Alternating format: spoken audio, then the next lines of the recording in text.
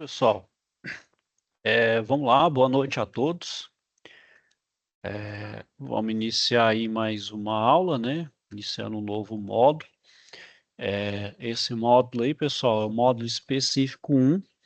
Então, agora, pessoal, os módulos vão ter menos unidades curriculares, mas elas vão durar um pouquinho mais, certo? Então, esse módulo inicia com comandos elétricos. Depois a gente passa. Deixa eu só ver qual que é a. Comandos. Termodinâmica. Hum? Termodinâmica. Isso mesmo. Aí é termodinâmica, mecânica dos fluidos, e depois a gente vai para instalação, operação e manutenção de sistemas de refrigeração residencial, né? Então, são esses quatro. Na verdade, esses três primeiros são um pouquinho mais curtos e o maior ao ser essa última do módulo, que aí, de fato, pessoal, como dizer, a área de interesse aí, né? A mão na massa, de fato, né? Na, tanto para refrigeração e para a de vocês. Deixa eu compartilhar a tela aqui, pessoal. Eu ainda não atualizei da turma B, eu só vi aqui da turma A. Mas amanhã já vai estar tudo arrumadinho lá para vocês. Não se preocupe com relação a isso. Então, pessoal, estamos no comandos elétricos. A gente antecipou aí uma semana, né? Então é bom que você tenha um tempinho a mais aí. Vai do dia 22 até o dia 30/5. Já tem determinado aí para vocês as aulas presenciais. E aqui, pessoal, a gente tem 3 atividades, vão valer 100 pontos, e as nossas web aulas aí, conforme o cronograma. Falei, na outra turma não tem, mas não se preocupe, amanhã já vai estar, rigorosamente a mesma tabelinha aqui, eu vou colocar lá para vocês da turma B. Então, você pode ter dado uma estranhada lá, e esse link aqui, pessoal, também pode ignorar, viu? Esse link aqui é o que eu coloquei lá no grupo de WhatsApp. Então, eu já vou até fazer isso aqui. Não, não vou excluir, não. Vou só retirar aqui para não ter a confusão. Então, vou retirar. O link está lá no grupo, viu, pessoal? Então, vou configurar aqui para não ter problema para vocês. Certo? Tá o link lá do grupo que eu vou colocar aqui na plataforma. Certo? Então, vamos lá, pessoal. Vamos primeiro. Deixa eu só ver aqui a nossa primeira atividade. A gente falar sobre ela aqui.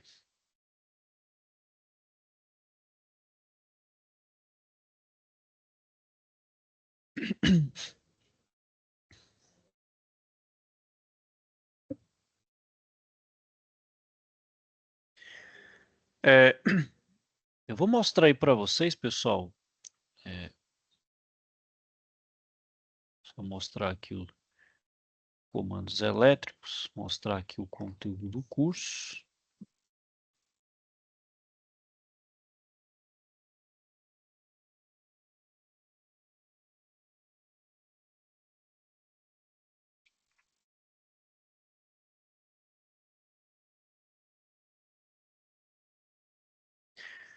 É, vamos lá, pessoal. Primeiro eu vou mostrar a contextualização que vocês vão ver lá na aula presencial também, correto? Bom, então chama funcionando bem inspecionado. Vamos ler aqui, né?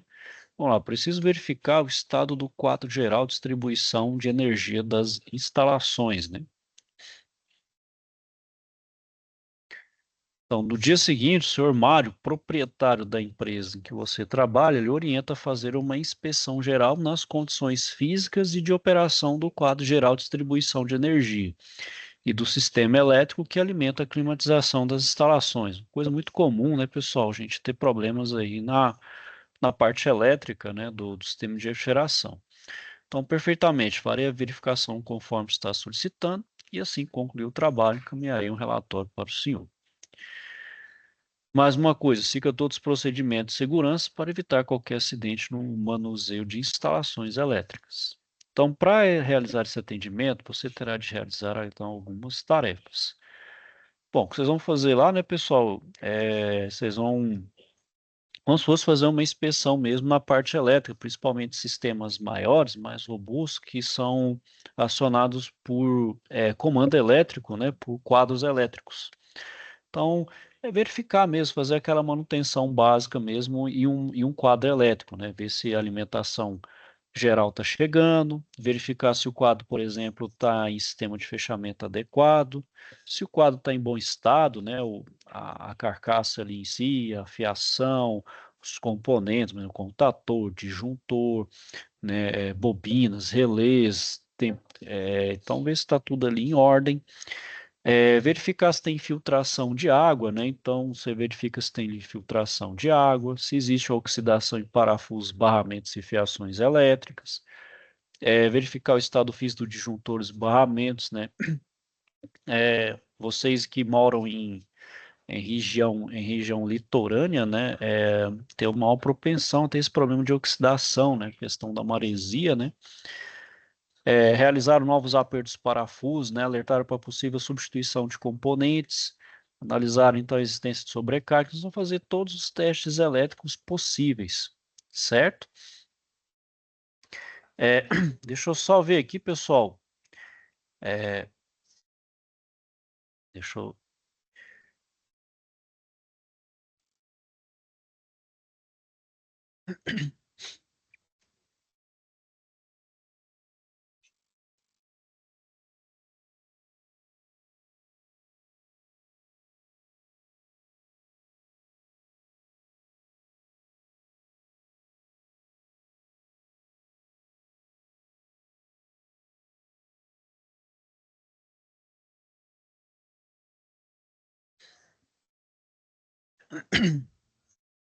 Bom, pessoal, então aí, falando dos...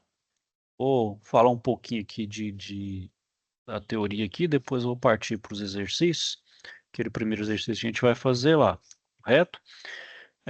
Vou dar um exemplo para vocês, aí vocês podem fazer por conta aí.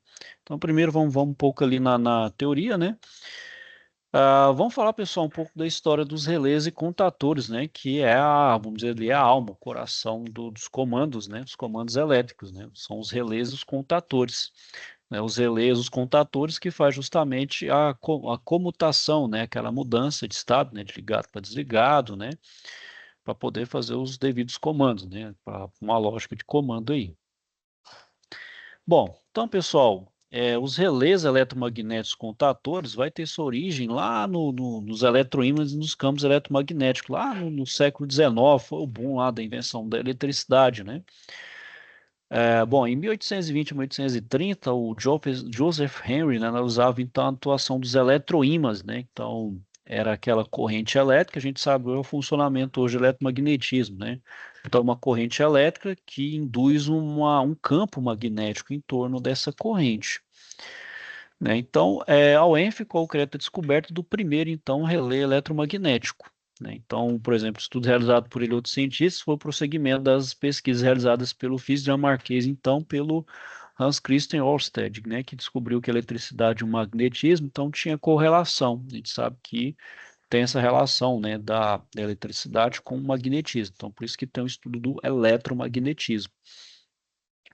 E ele também observou que as correntes elétricas, então, geram esses campos magnéticos, né, que formam a base do eletromagnetismo. Então, desse fenômeno, pessoal, foi tendo então a geração desses novos componentes, né, com o estudo do eletromagnetismo, então, os relés, os contatores, os geradores, os motores elétricos, né, que é tudo remontado em cima desses conceitos, né? Então, por exemplo, o fusível, né, é um dispositivo de proteção que a gente tem, ele foi criado para atender a necessidade para proteger a lâmpada, né? Então, com o passar dos anos, ele foi criado aí um disjuntor, né? Que o fusível ele veio percebendo que o fusível era aquela coisa, queimava uma vez e tinha que ficar substituindo. Então, você pode criar algo que era mais robusto, que podia ligar e desligar e ser mais tolerante, né? Ser mais resistente aí às intempéries, né? E esses todos dois, né? O fusível e o disjuntor foi feito para dar segurança, né? Bom, eles têm um mecanismo bem complexo, né? O fusível, né, foi invento do Thomas Edison, né? E o Joseph Swan que teve uma participação nessa criação. Os disjuntores diferenciam então dos fusíveis de serem rearmados, né? Então é a diferença. O fusível queimou, faz a troca por um novo. Já o disjuntor só desarma. E se rearma, ele então tem uma tolerância, né? Então ele tem um problema, ele desarma. Você pode usar ele de novo, você pode reaproveitá-lo, ao contrário do fusível, né? Bom, e então, né, pessoal, a gente vê aí que, por exemplo, num circuito, a gente tem, então, tem os dispositivos de proteção, tem os dispositivos de manobra, né, tem acionadores, então tem vários componentes ali. Esses componentes têm que ser devidamente, né, fazer a devida manutenção, principalmente verificar a blindagem, se não tem, por exemplo, alguma anomalia, verificar se não está tendo ali um sinal de desgaste, um ponto de queimado, ou que está tendo mau contato, sem ver se não tem problema. Se as fiações estão também não estão descascadas, estão dobradas, se não estão desgastadas, está tudo bem conectado, né? Justamente para garantir o bom funcionamento dos meus equipamentos, independente se é um ar-condicionado ou um outro equipamento, né? Bom, então, né, pessoal, a gente remonta isso para manutenção. E hoje a gente tem esse tipo de manutenção, né, que é aquele a operação até o aparecimento da anomalia, a manutenção por períodos, a planejada, baseada em condição, e a proativa, né? Bom, essa operação até o aparecimento da anomalia, pessoal, pode ser também, alguns casos, que, por exemplo, uma máquina que não é crítica, né, uma máquina ali que não tem muita, ela não é crítica, principalmente do ponto de vista da produtividade, não gera gargalo, ela é feita para estragar mesmo. Então você pode usar ela até, vamos dizer, estourar. Ela pode ficar parada, pode ser ter uma intervenção ali, não precisa ser imediato. Tem máquinas que pode ser muito bem, né? Feito isso. Tem as por períodos, que é as preventivas, né? Que a gente tem que fazer uma manutenção ali mais planejada. Tem a própria manutenção planejada para evitar também, né? Assim como por período planejada também pode ser feita periodicamente, né? E é baseada em condição, que aí é a chamada preditiva, né? Que é onde você analisa alguma variável de interesse daquela máquina para poder, né, fazer uma análise, sem necessidade, por exemplo, de você desmontar ela para ver se aquela peça tá em condições ou não. Se você tem uma boa leitura da variável, por exemplo, temperatura, pressão, ou um sinal de frequência, você pode detectar, bom, aquele rolamento ali, ó, tá dando um sinal de frequência que indica que ali tem um problema na pista de rolamento. Não precisa nem você desmontar o rolamento para saber que tem um problema na pista lá. Só de você ler ali você já sabe. Então, você pode entender se é passível de intervenção ou não, né? E a manutenção proativa, né, pessoal, que veio com a chamada TPM, né, ou chamada manutenção produtiva total, né? Então, é aquela manutenção integrada, baseada em 8 pilares, né, da manutenção, que foi concebida no Japão, né, somente ali no pós-guerra, por essa questão da qualidade, né, visto que os japoneses, né, os orientais, que colocam isso até como cultural, né, então essa parte da disciplina, a qualidade, buscar a excelência, né, pessoal, isso é algo da cultura deles que a gente tem que ter como uma forma de orientação também, da gente ter isso na nossa cultura, no nosso ser, né? De sempre estar melhorando. Bom, então com isso, pessoal, nessa evolução da manutenção, a gente tem as manutenções aí chamadas clássicas, né? A corretiva, a preditiva e a detectiva, né? A gente então tem a corretiva, né? A corretiva é aquela não planejada e a planejada, não planejada é aquela que, de fato, ela é um fator puramente aleatório, uma quebra repentina. Essa é o de maior custo. E a planejada, né, pessoal? A gente sabe que tem uma peça que pode ser levada à sua exaustão, né? E então você já pode fazer a providência da substituição ou reparação. Ela tem um custo menor porque ela já é quase uma preventiva, né? Você pode levar a exaustão ali, já é planejada, mas ela não chega a ser a própria preventiva, que você precisa de uma periodicidade, né?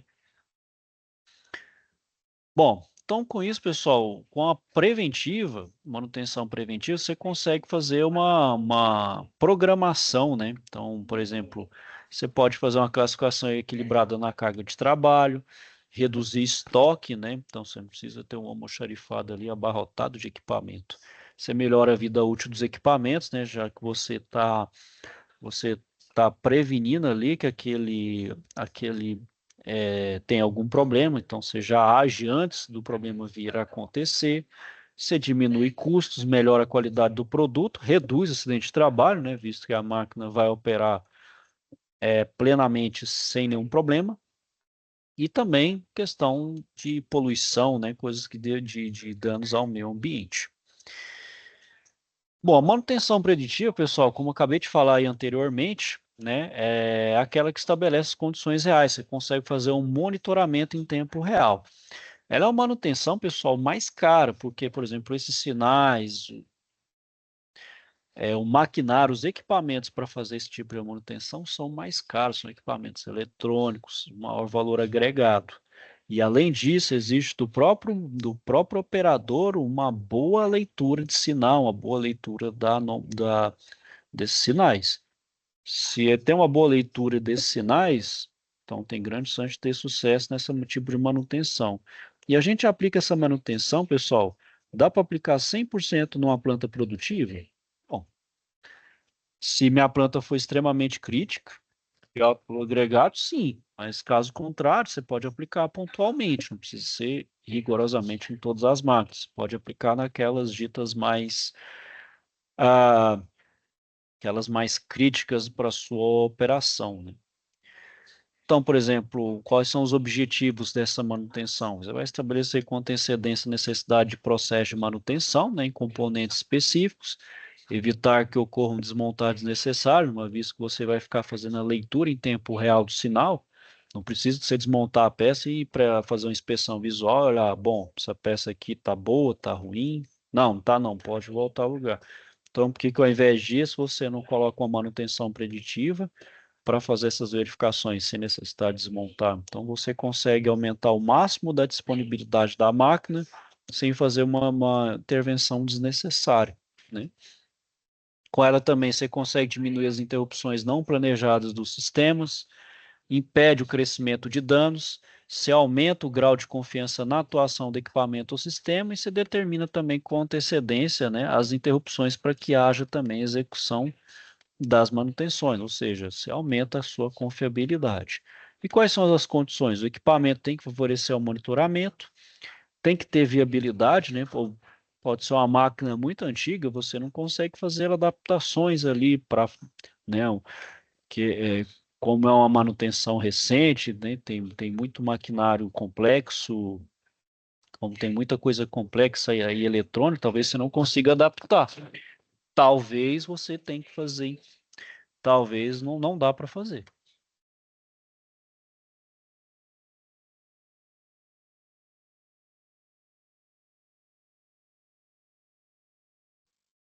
Bom, e a manutenção detectiva, pessoal, a finalidade é apontar falhas, né, ou não percebidas durante a manutenção. Então a gente cita as possíveis avarias e falhas em botões das lâmpadas de sinalização, né? Aí fala, ó, falha em tal coisa.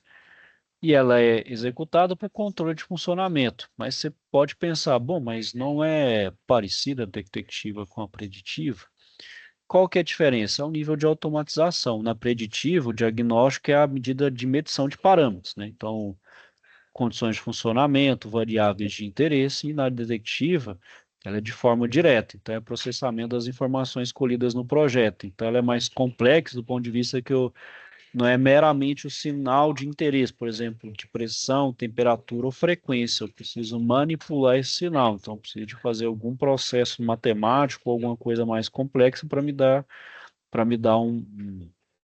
uma detecção, para ser mais assertivo, para quase a máquina decidir por mim, né? Então, por isso que a detectiva tem a detectiva aí tem essa diferença. Bom, pessoal, deixa eu ver se continuando aí, né, sobre a... Bom, da manutenção, né, pessoal, vai ter algumas normas que a gente precisa seguir, né? Por exemplo, para desempenhar a tarefa com o maior nível de segurança possível. Então, a primeira norma que a gente segue aí, né, das regulamentadoras é a NR6, que fala do equipamento de proteção individual. Então, por exemplo, EPI para proteção de cabeça, né, que é o capacete de segurança, né? Ah, tem também aí para proteção dos olhos e da face, né? Então, principalmente aí se tiver alguma coisa de respingo para proteger o rosto, para proteção dos membros superiores, né? Por exemplo, a manga ali para proteger contra choques elétricos, né? Para que o arco não entre em contato com a nossa pele. Esse aqui ainda tem um probleminha, tá vendo que um pouco da pele dele aqui, ó, ainda tá aparecendo aí, ó. Ela não tá 100% seguro. Os membros inferiores, né? Proteção também para os membros inferiores e também para altura, né? Então, no caso ali, trabalhar em altura, utilizar ali, por exemplo, cinto trava-quedas, né? Trabalhar com rapel, enfim.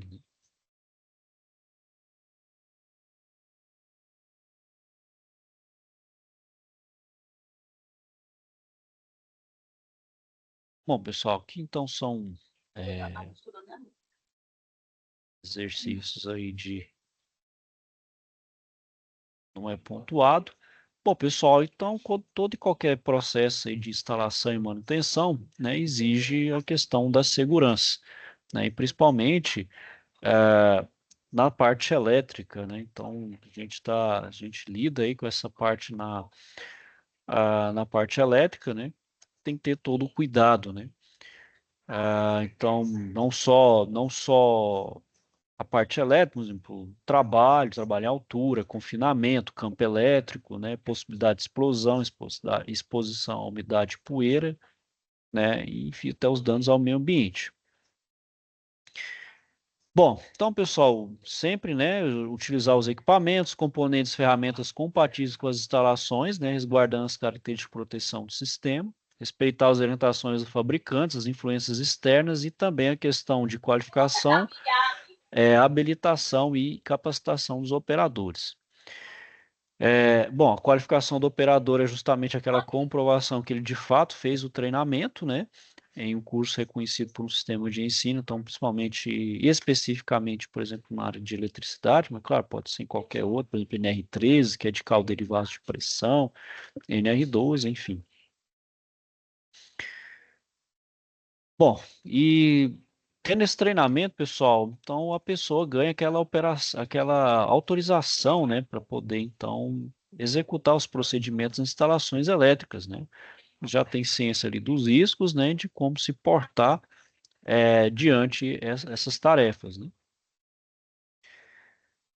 Bom, e então, pessoal, sobre a parte de eletricidade, né, já que a gente está lidando com eletricidade, a NR10, no seu item 10.5.1, ele considera desenergizadas as instalações elétricas liberadas para trabalho conforme os procedimentos e a sequência que deve ser feita para que o meu sistema ali, minha instalação esteja totalmente desenergizada. Primeiro é o seccionamento, que é o ato de provocar a descontinuidade elétrica total, obtida mediante acionamento de dispositivo apropriado. Então, uma chave seccionadora, interruptor disjuntor, acionado seja por meios manuais ou automático. Ter o chamado impedimento de reenergização, né? Então, pode ser o quadro que não está localmente ali, né? Então, usar aquele cadeado, né? Que, então, tem alguém ali, que alguém pode ligar de forma inadvertida e acontecer. Você tomar um choque, né? Já que ninguém está sabendo que você está fazendo intervenção em determinado local, né? Depois, constatação da ausência de tensão. Você faz a constatação utilizando equipamentos de medição e depois faz uma instalação de aterramento temporário com a chamada equipotencialização dos condutores do circuito. né? Então, eu faço proteção dos elementos energizados na zona controlada e instalação de sinalização também de impedimento de reenergização, que aí sim é o cadeadinho ali com sinalização, né? O item 10.5.2 DNR10, ela vai dar o estado de instalação desenergizado, tem que ser mantida até autorização para reenergização. E para reenergizar, pessoal, tem que ser conforme, então, retirar as ferramentas, utensílios e equipamentos, retirada da área controlada de todos os trabalhadores não envolvidos no processo de reenergização, remoção do aterramento temporário, da equipotencialização e das proteções adicionais, remoção da sinalização de impedimento de reenergização e fazer o destravamento se houver e religação dos dispositivos de seccionamento.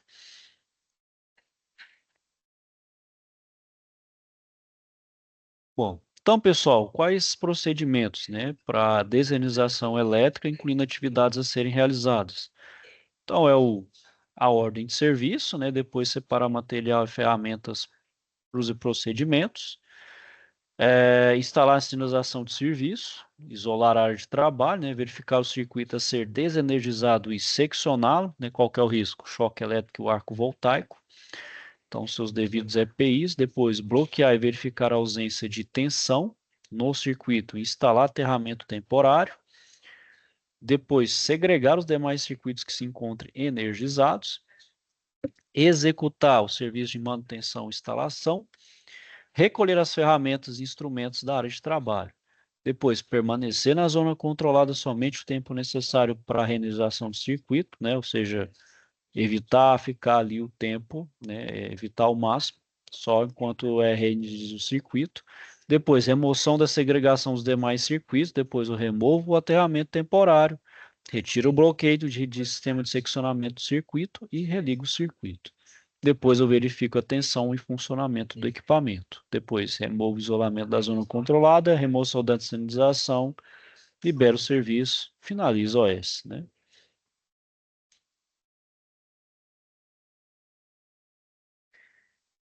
E aí, pessoal, até aqui tem alguma dúvida e questionamentos, pessoal? Agora eu vou mostrar aqui agora, pessoal, a nossa primeira atividade. Vou dar um exemplo de como fazer aí, correto? Por enquanto, tem alguma dúvida, questionamento, eu vou pegar um material aqui, vou pegar minha colinha. Só um minutinho aí, pessoal. Se tiver alguma pergunta, pessoal, pode perguntar, Elísio. Oi, professor Anderson, boa noite, como vai? Tudo bem? Opa, tudo bem, graças a Deus. Pô. Ao viva. É só uma observação que eu acho que a partir de um determinado conteúdo, o conteúdo do curso, ele lá no final, ele tem uns vídeos para a gente. Eu acredito que quando já chega na parte de ferramenta. Aí você clica lá na parte do vídeo, Anderson, e não está abrindo, não. É só uma observação para depois o senhor dar uma olhada. Você está falando essa aqui, ferramentas manuais ou... Porque assim, estou com disponibilidade de tempo, então eu já estou já praticamente já concluindo todo o conteúdo já. Só falta só mais umas 10 páginas para eu concluir todo o conteúdo do curso. Aí tem lá um determinado conteúdo que tem a exemplificação de uso através de um videozinho. Aí você clica no link do vídeo, não abre, não. Não sei se os outros colegas Ah, estão com essa dificuldade. pode ser, Elísio, que o vídeo, o que pode acontecer? Aí tem algumas opções. Pode ser que o vídeo é antigo e já não tenha mais ele linkado. Aí é um link externo. Pode ser também que tenha é porque esse slide interativo aqui, que é o SCORM, ele é feito numa tecnologia antiga que a gente chama de Flash Player. Já não utiliza mais, aí alguns recursos não funcionam. Eu Ah, acho que o senhor mas matou a charada já. é porque o SCORM, e eu estou falando tecnologia antiga, hein, não é nem coisa de 15, 20 anos, não, é coisa de 6 anos, hein? E, Coisa é, de 6 anos já não estava funcionando já, hein? isso.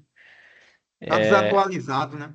É porque não usa mais esse Flash Play. Eu utilizava demais esses conteúdos Eu sei qual interativos é. de curso EAD, eu utilizava demais. Hoje já não usa, né? Sim, Hoje usa sim. outra. É. Outro recurso. As ferramentas de TIs elas ficam obsoletas numa velocidade incrível. É. Está acostumado aí na mecânica, né? Você vê o bom e velho torno mecânico está inativo, até hoje se usa, né? Isso. Velho torno Ô, mecânico, a Anderson, fresa e mecânica. aproveitando o ensejo aí, embora na aula presencial, eu vou descascar isso porque eu tenho muita insegurança, cara.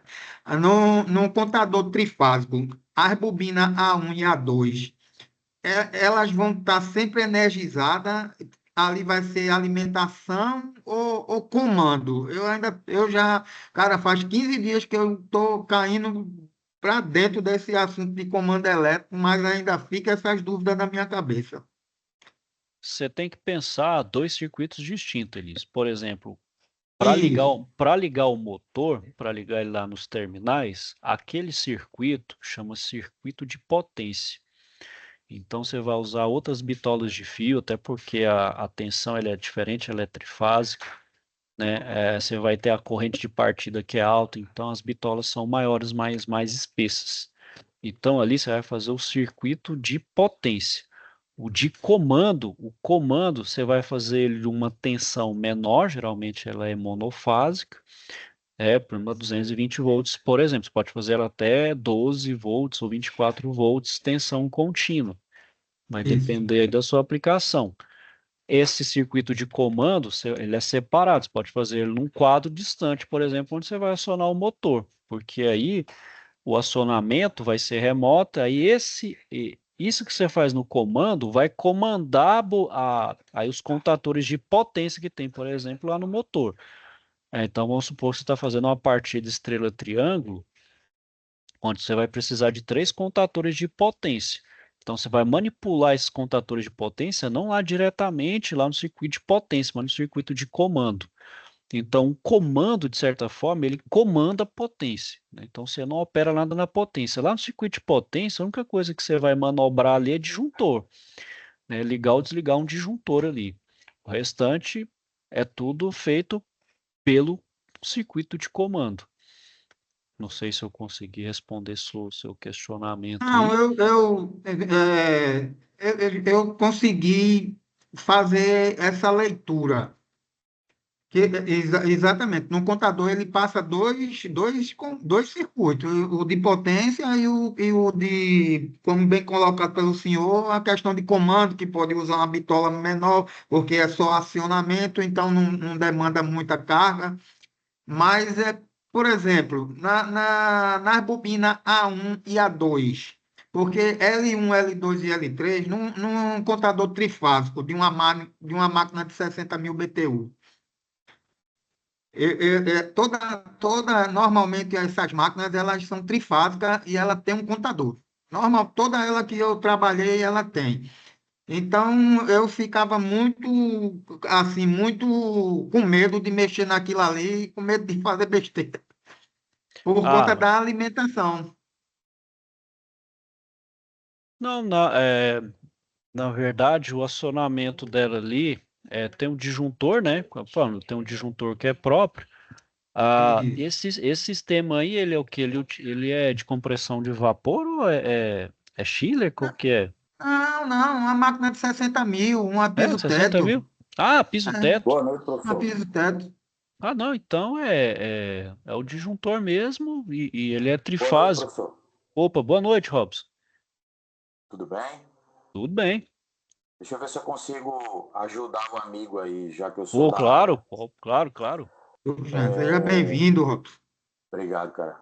Faz um tempinho que eu não apareço por aqui, né? Cara, é o seguinte, contactor, certo? Uma chave contactora, ela é um dispositivo eletromecânico, quer dizer, elétrico, compatível com um disjuntor, tá? Só que ele trabalha eletronicamente, tá? A pergunta que você está falando aí é A1 e A2, bobina A1 e A2, ele vai ser alimentado por fase neutro e pode ser, como o professor acabou de falar, ele pode ser acionado, certo? Por um disjuntor, certo? De longa distância, como por um acionamento Interruptor. remoto, como É, por uma um botoeira, disjuntor, como uma isso, botoeira, como uma isso. chave de partida, qualquer coisa. Então, Ah, a gente vai isso, alimentar isso. essa chave compactora, certo? Com 220, fase e neutro, certo? A1 e A2, que é o contato da bobina. L1, L2, L3 é o circuito que vem trifásico, certo? Que é a carga. Então, na contactora tem dois circuitos, como o professor acabou de falar. Tem o circuito de contato da bobina, 220, 12, 24, e tem o contato da carga, que vai acionar o nosso motor, né? Em geral. Não só um compressor, mas um motor em geral, uma máquina em geral. Então, A1 e A2 é o contato da bobina, e ele vai estar ali, ora sim, ora não, energizado, porque você vai seccionar ele através de uma outra chave de longa distância, para você não ter o contato, certo, com a chave de partida, para que se algo venha acontecer, um arco elétrico, um curto, alguma coisa, não venha machucar o operador, né? Ah, Robson, eu acho que agora eu entendi, cara. Bora trazer para um caso prático. Como eu mencionei aí, a questão da máquina de 60 mil, uma Isso, piso-teto, né? Ela é isso, trifásica. isso. Então, eu vou ter neutro e uma das fases na bobina, nas bobinas, não é isso? Sim, sim. E, Você vai e alimentar, veja, você vai alimentar, não se limite à fase neutro do hum, circuito, porque um contactor, geralmente de equipamentos mais entendi, cara. de painel de controle, você pode ter uma bobina aí 12 volts, você pode ter uma bobina 24 volts, Isso, exatamente para você não ter o perigo de você estar manuseando atenção. Por isso que existe isso, esse dispositivo, isso. certo? Entendi, entendi. E aí, no caso do motor trifásico, no L1, L2 e L3 é onde eu vou passar a carga, né? Para Isso, justamente para quando justamente eu der o comando, ele energizar o equipamento, né? Mediante o acionamento exatamente, da placa lá da evaporadora, né? Eu ligo a exatamente, evaporadora, ele manda o comando pela placa. Rapaz, eu acho que isso. agora eu fechei aí fechei o circuito na cabeça. Ainda bem que você fechou o circuito, né? No curto-circuitou, né, professor? Não, lá não. Pô, daí, pô, nem precisou ir, Robson. Tá? Obrigado, Já Robson. foi, foi, Eu Nada. foi acho que bem, mas agora foi certeiro. Sábado a gente. Essa área aí eu já atuo nela já há alguns anos. sábado eu vou pegar o professor lá e vou descascar ele. Sábado a gente dá uma pincelada nisso aí. Isso aí é tranquilo. Beleza, pai. Mas eu tenho que ter segurança nisso para não Mas fazer besteira. É, eu também sou bem medroso com relação à eletricidade. Vixe, mas um medo. isso aí é bom demais. É, Trabalhar com mas depois que você consegue fechar o entendimento, aí você já, já passa a fazer com mais segurança. Mas falou, Robson, falou, professor. Vamos embora. Pode seguir adiante aí, viu, Anderson? Pô, só pegando o material aqui, pessoal, para a gente poder fazer aqui a nossa atividade. Bom, pessoal, deixa eu compartilhar minha tela aqui. É, eu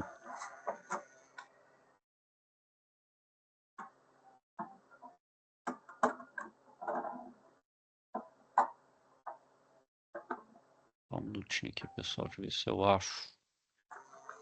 Ah,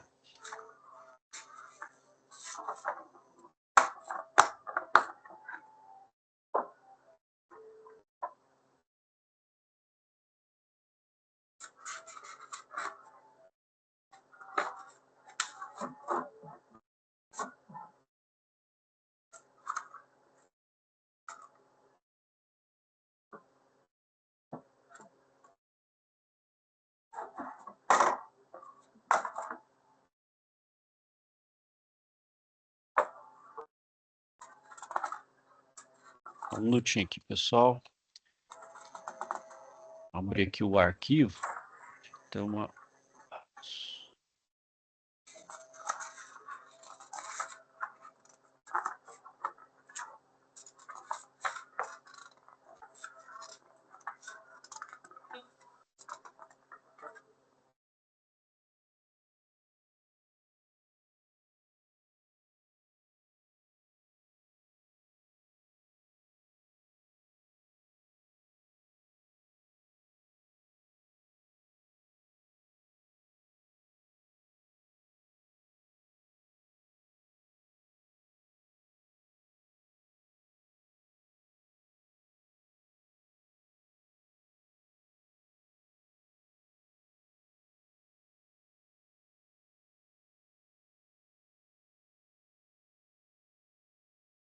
Bom, pessoal, essa atividade aqui, eu vou mostrar para vocês, pode parecer um pouquinho complexa, mas ela é bem simplesinha de fazer aí. Vamos lá, a primeira coisa que a gente vai fazer aqui é dimensionamento de condutores. Bom, faça um levantamento dos aparelhos elétricos e eletrônicos da sua casa.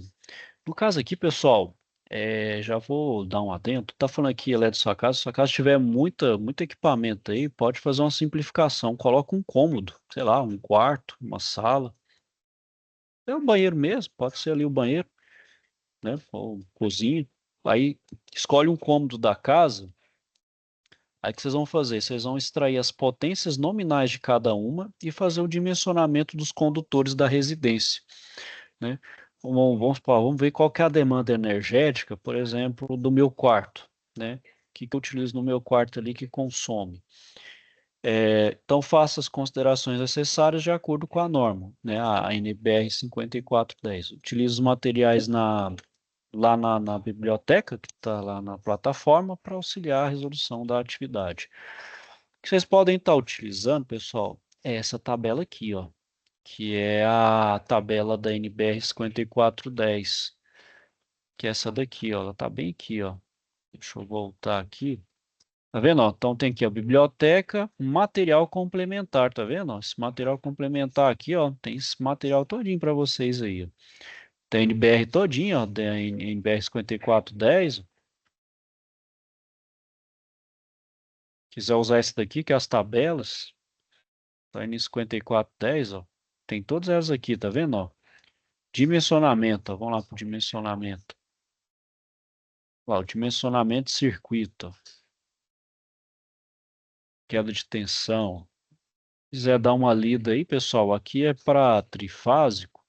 Eu vou fazer algo mais simplificado ainda do que isso aqui, certo? Isso aqui é bem mais complexo.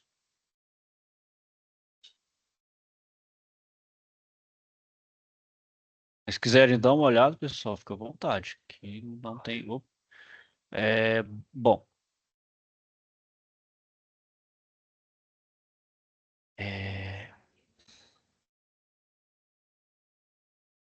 Vocês podem utilizar essa aqui, ó, tabela completa NBR 5410, que é justamente essa daqui. Não, peraí. Essa daqui, ó.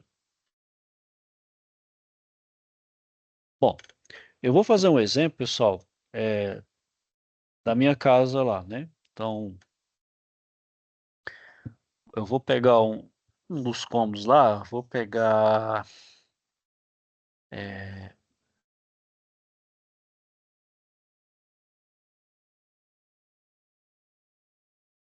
Aliás, eu vou fazer o seguinte: tem um problema na minha casa, pessoal.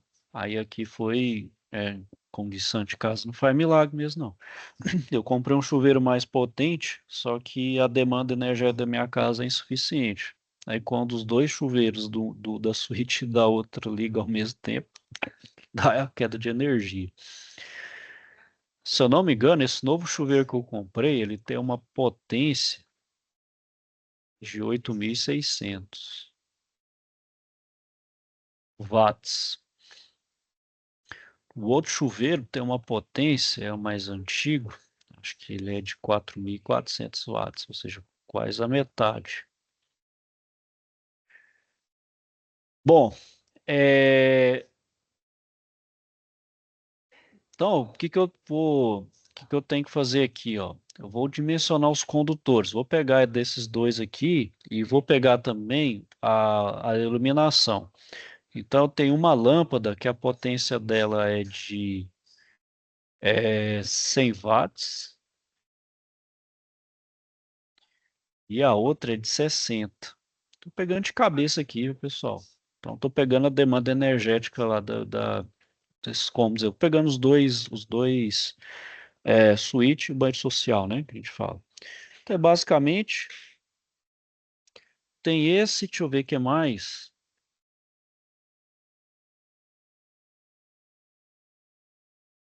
Pensar aqui. Ó, também é, tem a chapinha da patroa também que consome uma energia boa aí. Acho que ela é uns 300 watts. Bom, pessoal, então o que que eu tenho aqui? Eu tenho uma demanda energética, certo? Então eu preciso dimensionar aí um fio condutor. Então o que que eu vou fazer? Eu vou somar essas potências. Então vamos somar aqui, ó, potência total. Então vai ser 8.600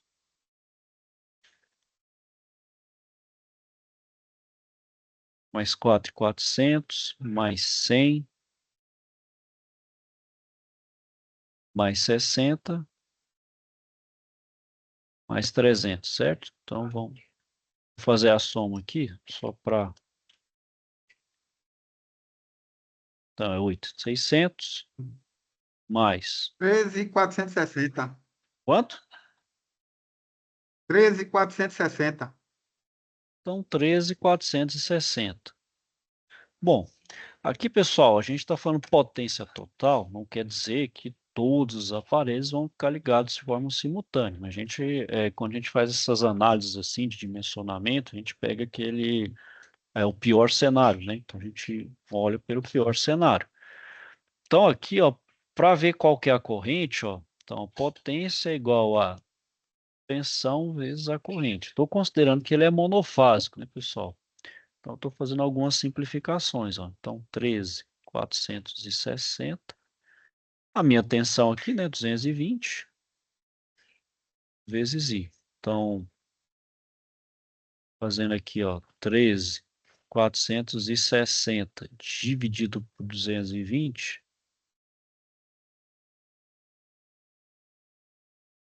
nas contas aí, ó, opa, peraí que 13.460 de 220, 61,18 ampere. Bom, então desse valor aqui, pessoal, eu vou vir na tabela, ó.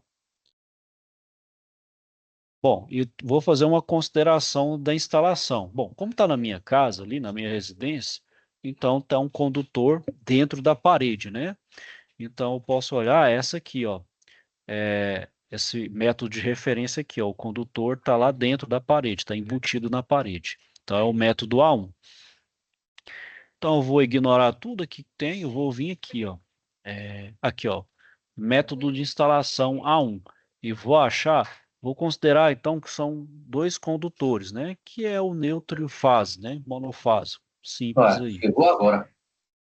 Olha lá, ó, deu 61, meu, deu 61. Bom, mas 61 está muito em cima.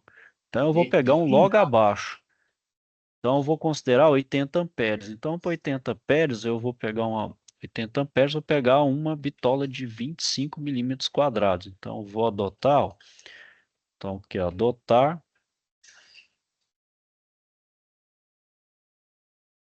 adotar ali de 25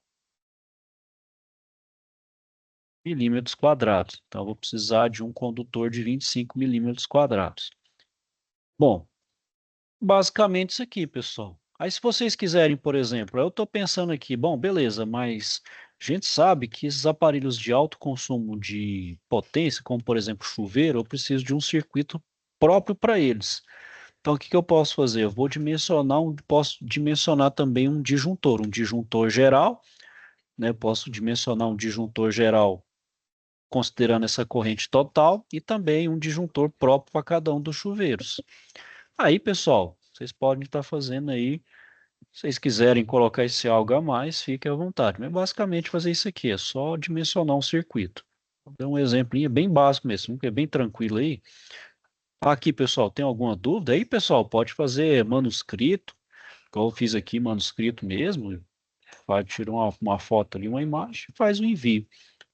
Certo? Basicamente aí é bem tranquilo. É isso aqui que vocês têm que considerar. Alguma dúvida, questionamento, pessoal?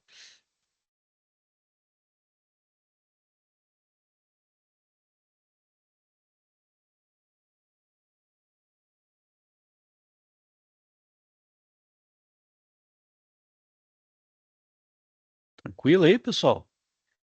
Boa noite. Boa noite. Noite a todos.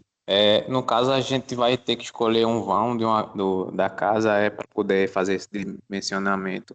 Isso, Esse, essa...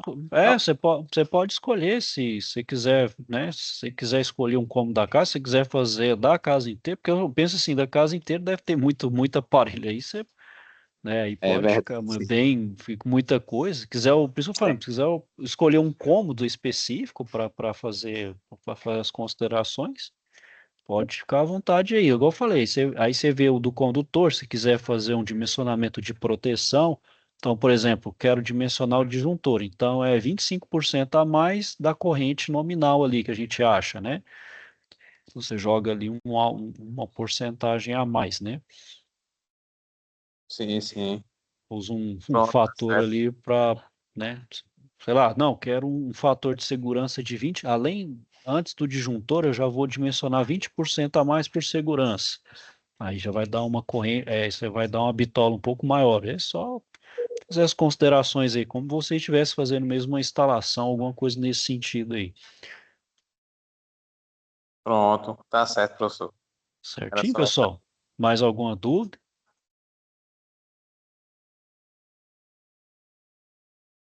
Claro, pessoal, aqui eu estou colocando esse exemplo da casa. Vocês, como eu sei que boa parte aí de vocês também já atuam na área de refrigeração, se vocês quiserem fazer como se fosse dimensionando para um ar-condicionado que vocês estejam instalando, também fica a critério de vocês aí. Pode fazer as suas considerações aí, sem problema. Aqui, como diz Professor, esse aqui não tem uma coisa mais fechada, não. Aqui eu deixo mais aberto mesmo. Pode falar, Sandro. Como o senhor falou, essa é a primeira atividade, vai ter mais quantas fora essa? Tem mais duas. Certo. Beleza, então vamos fazer essa semana que vem a gente. Isso aí, a próxima eu abordo a outra aí também. Pronto, certo? Aí, não, a próxima é dia 15, né, pessoal? A gente tá lembrando que quinta-feira que vem é feriado, né, do dia 1º. Então, vai no dia... a gente vai ter um gap aí, pessoal, porque dia 1º é o feriado e dia 8, a próxima semana, a primeira semana de maio, depois do feriado, dia 1º, eu vou estar em viagem. Então, eu não vou estar aqui na unidade. A gente volta então no dia 15, ou no dia 15. Mas a gente vai ter mais 3 aulas ainda, então pode ficar sossegado aí. Então a gente tem um tempo a mais aí. Pode ficar tranquilo com relação a isso aí. Mas estou disponível para tirar a dúvida de vocês, qualquer coisa nesse sentido, certo? Ok, Pô, pode falar, Elis. tranquilo. Tranquilo? Valtemir, você fala alguma coisa?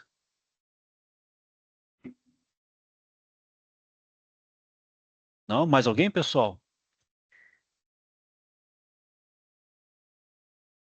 Daniel. Certinho, pessoal? Então eu vou finalizando aqui por hoje. Caso então tenha algum. Oh, pode falar, Elton. Ô, professor, Pode falar. eu acabei pegando essa videoaula já no final, porque desde o princípio eu fiquei tentando entrar e ficava lá como se eu estava esperando a autorização, né? Aí ficou, e eu fiquei aqui na tela do computador para fazer outras coisas, né? Quando eu olhei agora, conectou. E algumas vezes está acontecendo esse problema comigo. Eu não consegui assistir a videoaula, eu já desinstalei o aplicativo, instalei, e eu estou tendo essa dificuldade. Hoje foi um dia desses. Eu só consegui entrar na aula agora no finalzinho. Você Inclusive, tá, no grupo lá, eu perguntei ao pessoal, mandaram outro link, eu tentei entrar pelo outro link, mas não consegui. Eu você ficava só tá, aguardando a autorização para poder entrar. você tá acessando pelo celular ou pelo Não, eu tô computador? pelo computador. Pelo Tentei pelo computador. celular e principalmente pelo computador. Você tá pelo aplicativo ou pelo navegador? Pelo navegador. Pelo navegador. Você tentou outros navegadores da mesma coisa? Não, não tentei com outros navegadores, não. Isso aí eu não É, tentei ainda, não. Você tentou no Chrome? Pronto. Não, no Chrome não. Eu tentei pelo Edge, né? Isso, O Spider. O Edge é do próprio. Tenta baixar um outro, chama Firefox. Firefox. Eu Firefox, sei qual é, porque tem ouvi. uma raposazinha dele é laranja, né? Se eu não me engano, Isso, né? isso. Ele acho o melhorzinho. Não vou Pronto. recomendar pelo Chrome, porque o Google tem uma rivalidade com a Microsoft, que Deus me livre. Até compatibilidade de um aplicativo para o outro, você fala, meu Deus do céu, aonde chega a rixa desse povo? Tranquilo, então. Eu Aí vou tenta no tentar. Firefox. O Edge ele é mais complicadinho mesmo. O Edge tem vez que ele até trava. Meu computador mesmo tem vez que trava.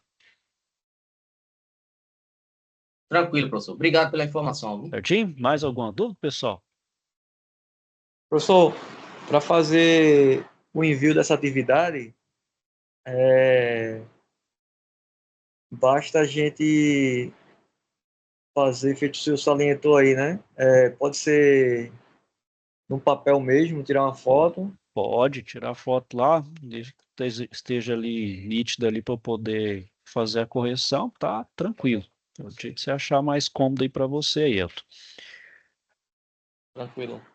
Obrigado. Certinho? Mais alguém, pessoal? Opa, por nada. Mais alguém aí, pessoal? Bom, turma, então eu vou finalizar aqui por hoje. Caso tiver alguma dúvida, questionamento, então me procure. Bom, pessoal, vou desejar aí a vocês aí uma boa noite. Fiquem com Deus e até a próxima. Até a próxima, professor. Obrigado, professor. Tchau. Olá, professor. Boa noite, tchau, pessoal. Falou. Até a próxima.